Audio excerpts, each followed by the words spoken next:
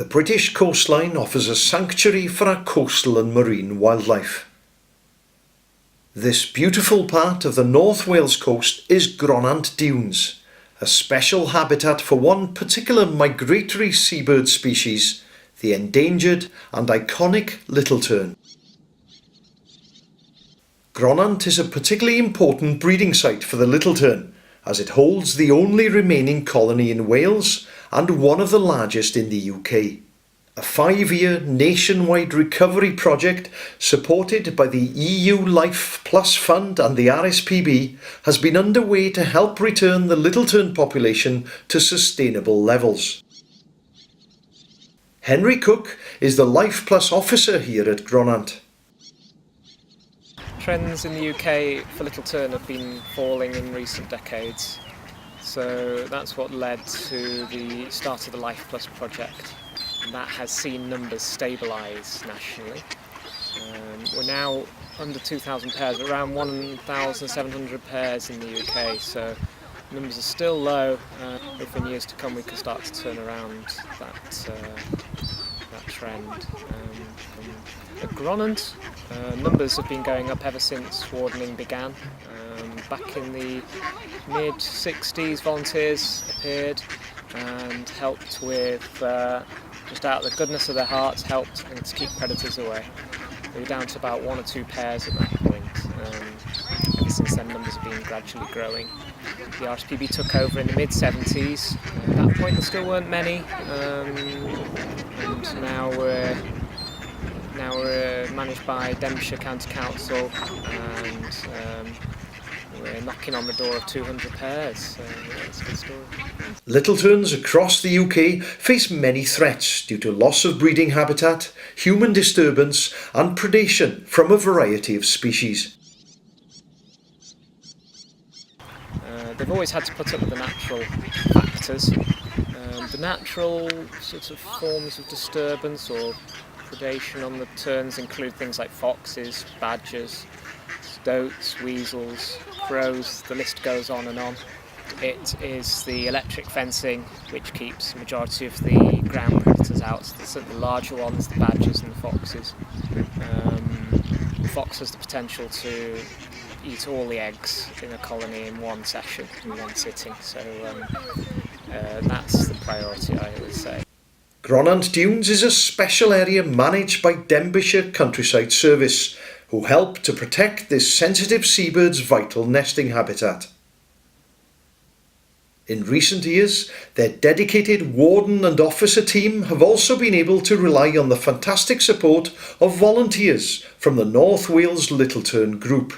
The group's treasurer, Patrick Kelly, has been involved since its inception. North Wales Little Tern group was set up 3 years ago by Adrian, Christie and myself, with the aim of supporting countryside services who manage Gronant Dunes, Little Terns, and the purpose was to get money from pots that are available that Denbighshire can't access, and to also to interact with the general public, to encourage more people to come down and volunteer for the Little Terns. And that's meant that we've had lots of predator watch. We've had help with assembling 2.5 kilometres of electric fence. We've had the hide quite active this year. A lot of the members have joined specifically to access the hide so they can look down on the beach to all the Little Terns. We're looking forward to fitting geolocators to about 20 birds. Professor David Norman is coming along, is going to do that for us next year, to make it rather exciting, because we can then look and see where the birds have gone. So if anyone wants to sponsor a Little Tern with a geolocator, by all means they can, and they can even give the bird a name. There are plenty of opportunities to get involved as a volunteer at Gronant. Membership fees and grants given towards the work of the Tern Group has brought in much needed income for equipment. The initial stage of the breeding season is an incredibly important time for the terns as they bond and lay their first clutch on the beach.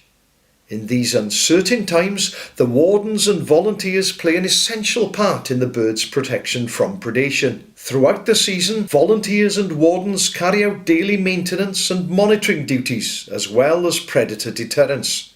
3 wardens who look after the site. They cover all the hours God sends, and between them they deal with predator deterrence, dealing with the public, monitoring birds, so there's never a dull moment for the wardens. Or diversionary feeding to try and lure the kestrels away, and many of these methods have shown to work quite well at Gronant. Activity in the colony peaks when adults turn their attention from brooding newly hatched chicks to the constant effort of catching sand eels to feed hungry young. The chicks become mobile very quickly and move around the colony. In order to establish how well the colony is faring, clutch counts are carried out to assess hatching rates and chick survival. Professor David Norman has been ringing at Gronant for many years and knows just how important it is to conduct monitoring studies such as this in an attempt to improve our knowledge of Little Tern's breeding behaviour and improve conservation efforts. Colouring was started as part of this European Union funded Life Plus project, which has coordinated study and conservation across I think it's about a dozen Little Tern colonies in England and Wales. Of course this is the only one in Wales. So that started just 4 years ago. The main aim of the colour ringing is so that people can observe through telescopes mostly the colouring bird and discover where they've come from without having to trap the birds again. And Gronant seems to attract birds from other places in the Irish Sea, from the east coast of Ireland, from the Isle of Man, from Cumbria.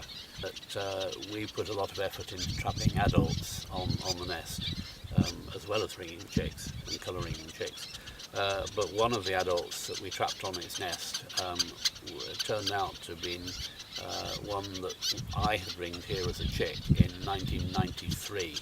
So that bird was just a few days short of its 25th birthday. This 25-year-old Little Tern is the oldest which has ever been recorded in Europe, probably the oldest in the world as well. And now it is colour-ringed, and we will all be watching anxiously and avidly to see if that colour ring can be read next year, and hope that it comes back and adds another year to the longevity record. Soon these chicks are ready to fledge and begin roosting with the adult terns on the shoreline. They'll spend these last few weeks of the summer feeding and waiting for their moment to take to the skies before beginning the long journey to the feeding grounds in Africa. For a bird which weighs so little, this is an incredible migration, and one which they will hopefully repeat year upon year as they return to this site here at Gronant Dunes to raise chicks of their own in future.